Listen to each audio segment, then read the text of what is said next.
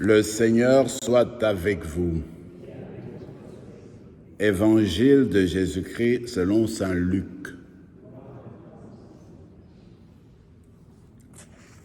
En ce temps-là, comme Jésus était en train de parler, une femme éleva la voix au milieu de la foule pour lui dire : « Heureux la mère qui t'a porté en elle et dont les seins t'ont nourri. » Alors Jésus lui déclara : « Heureux plutôt ceux qui écoutent la parole de Dieu et qui la gardent. » Acclamons la parole de Dieu.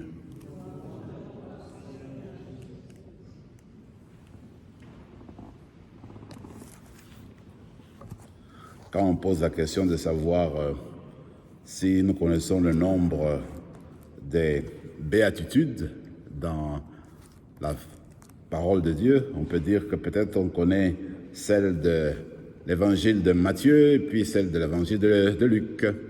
Bienheureux le pauvre, bienheureux le persécuté, bienheureux, etc., etc., ça on connaît.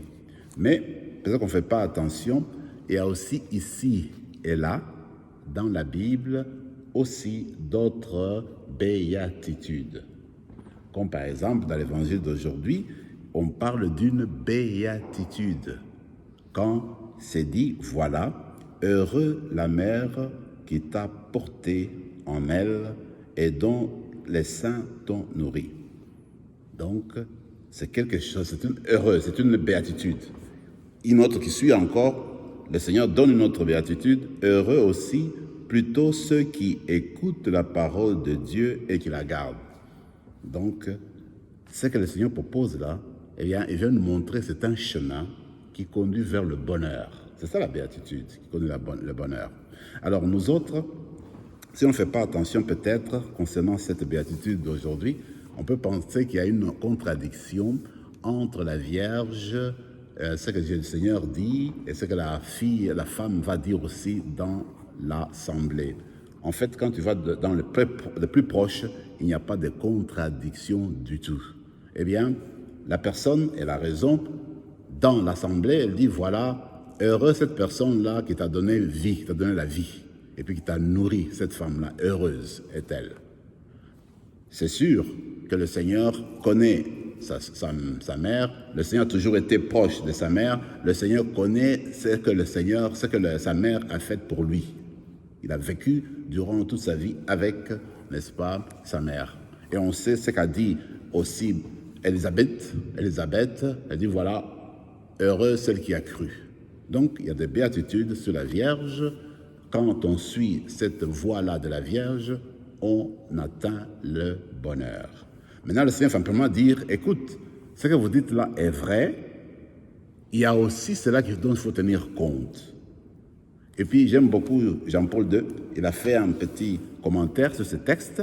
Il dit, en fait, quand le Seigneur dit « heureux plutôt celui qui suit la parole de Dieu », il ne fait qu'entériner ce que la Vierge vit. Parce que la Vierge elle-même est celle qui entend la parole, qui a entendu la parole de l'ange et qui l'a mise en pratique et qui a essayé de suivre durant toute sa vie pour être en relation avec le Seigneur lui-même. Donc on peut dire, celui qui suit la parole de Dieu, qui essaie de la mettre en pratique, cette personne-là suit l'exemple de la Vierge. Parce que l'exemple que nous donne Marie, c'est celle d'écouter la parole. Quand tu l'as écoutée, tu essaies de la recenser en toi. Tu essaies de la méditer. Tu essaies de la porter en toi. Quand tu as fait cela maintenant, cette parole-là va te faire donner des fruits escomptés dans la vie de tous les jours. La parole de Dieu ne reste pas simplement sur les lèvres. La parole de Dieu finit par donner des fruits concrets dans la vie de tous les jours. Alors c'est que le Seigneur dit, écoute, quand tu écoutes la parole de Dieu, tu ne te contentes pas tout simplement à en parler, mais il faut que cette parole-là donne, n'est-ce pas, des actions concrètes dans notre vie. Alors peut-être qu'aujourd'hui, avec l'aide de la Vierge, nous allons demander ce désir-là.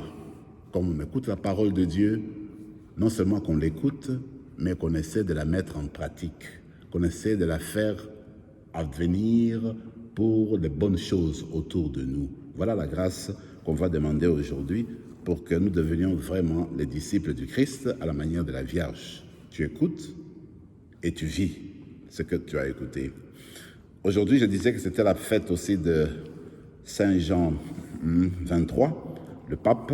Alors, il y a beaucoup de choses aussi à dire sur le pape Jean 23. Et moi, je me dis, d'abord, quand il était enfant, on raconte que lui, quand on lui posait la question, il était séminariste, jeune.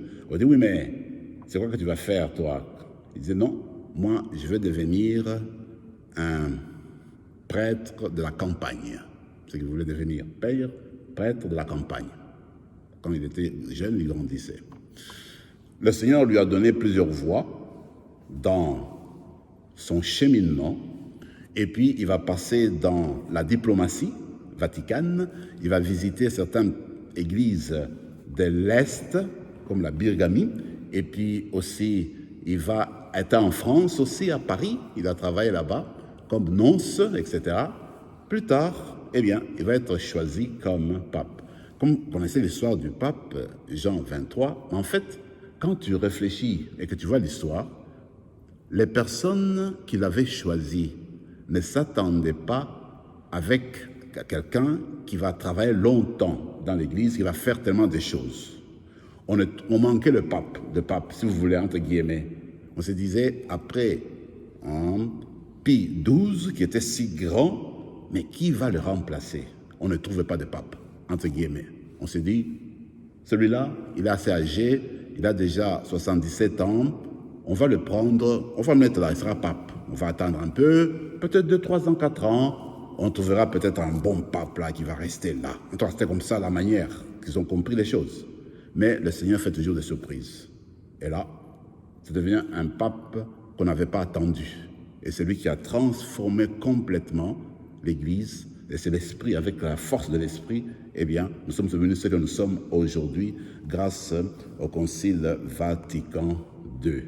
Alors, une des choses seulement qu'on peut apprendre de lui, qu'on peut dire, on peut se rappeler, c'est qu'en fait, le pape nous a fait rappeler, toute l'Église, depuis le début, que l'Église est formée de nous tous.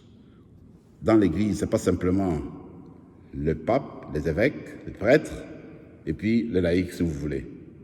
L'Église est formée de nous tous. Il n'y a pas de place. On peut dire que quelqu'un qui a une place où il a le don spécial qu'il reçoit seulement pour lui, parce qu'il sait qu'il est. Chacune d'entre nous a appris, le Vatican II a un rôle à prier, à jouer dans l'Église aujourd'hui, chacun d'entre nous. Alors c'est la grâce qu'on va demander, que chacun joue son rôle dans l'Église, chacun a sa place. C'est pourquoi on parle aujourd'hui de la mission. Tout le monde est missionnaire. Chacun doit jouer son rôle là où il est, là où elle est. Voilà, par exemple, un exemple sur lequel on insiste sur le Concile Vatican II. Je termine avec ceci, une chose qui était formidable. Jean 23, quand il est sorti, les gens l'ont aimé et puis ils ont commencé à appeler le bon pape Jean 23, le bon pape. Moi, je crois que, comme chrétiens, vous et moi, demandons la grâce d'être de bonnes personnes, faire du bien autour de nous. Et c'est cela qui nous conduit vers le Christ, c'est ça qui nous conduit au renouvellement spirituel. Amen.